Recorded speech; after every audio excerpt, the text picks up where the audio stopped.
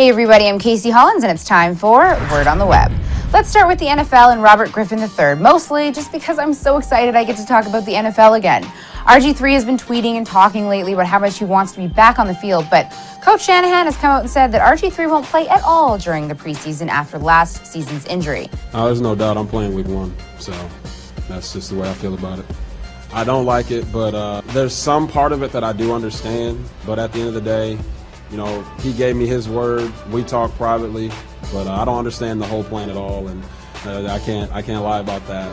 But when you give your word to somebody, that's all you have. So I'm just banking that they're gonna, you know, stay true to their word. I'm staying true to mine. I'm doing everything they asked me to do without any gripes, other than with you guys, and that's the way you have to do it.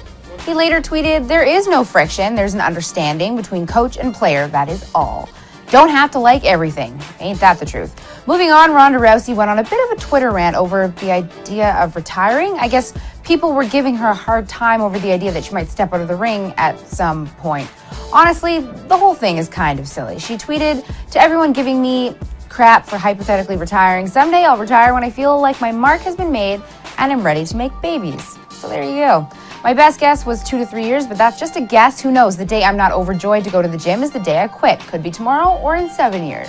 She added, "But I'll tell you what, everyone giving me crap for entertaining the idea is expediting it. I'm a fighter and always will be. Only I'll know when it's enough." And she finished with, "So, F all you hating Twitter, have a great time spending the rest of your day seething over my options and choices." I looked, I couldn't find that many people that were really upset. Maybe there were 1 or 2. She took it the wrong way. Maybe she was just having a bad day. I'm not sure.